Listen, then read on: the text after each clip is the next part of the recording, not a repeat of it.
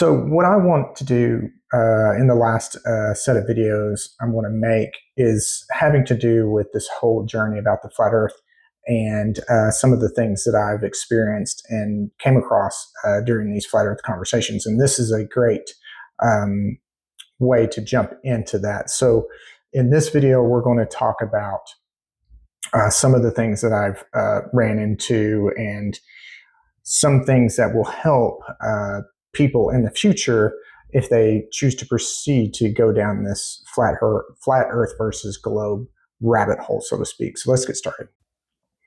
So let's start off with the conspiracy theorist mindset. So this comment here is basically setting up an impossible scenario, saying that the only way that we can do this is to do something that's impossible. Thus, we're not going to be able to ever do it because it's an impossible task, right? This is simply a way of any type of conspiracy theorist to keep the fires burning, so to speak, right? Because if you could provide a situation that was doable, then it would already have been done, and thus the conspiracy theory would have already been taken care of. So you have to keep creating impossible scenarios in order to keep this going. One of the things that is a great example of this is the final experiment with Antarctica. Antarctica. I know some of you guys are listening about that.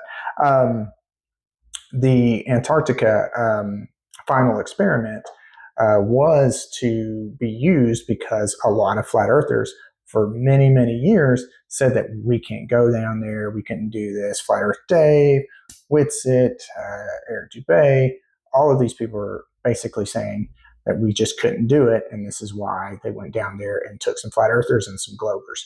Now that that's been done and in a public light, you can see all of the conspiracy theorists, instead of looking at it in an objective way, they're trying to find any means necessary to say that this was faked, or they weren't down there, or there was green screens, anything that they could do to nullify or disprove or disclaim the Antarctica journey and the 24-hour sun. And you've also found flat earthers saying or making statements saying that yes, the flat Earth can have a 24-hour Antarctic sun, and this is how, right? With explanations, not demonstrations, but explanations that just don't make any sense.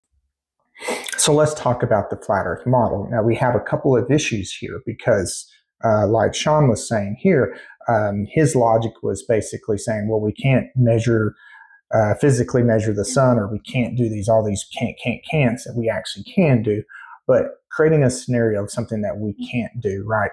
Well, what that's going to do, though, is with that same logic, then you can't make a flat Earth model that matches observed reality.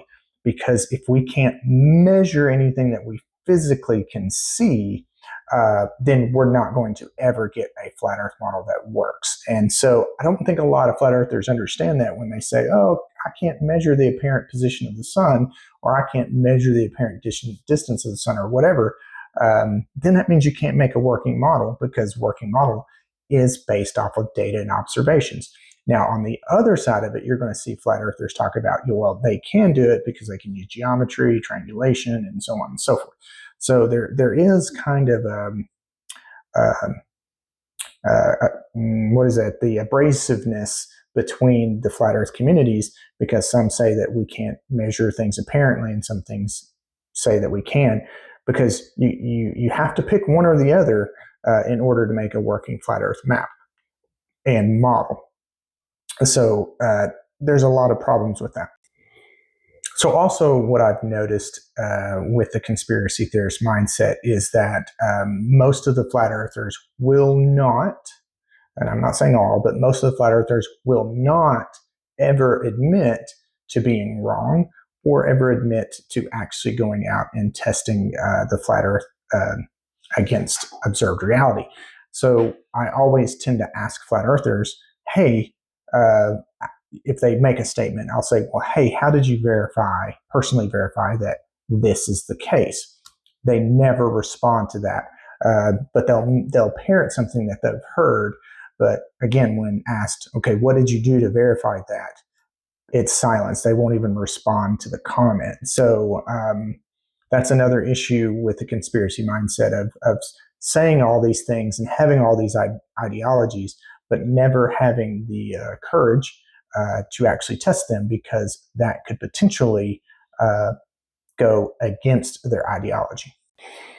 And lastly, what I want to touch on is what's called cognitive bias.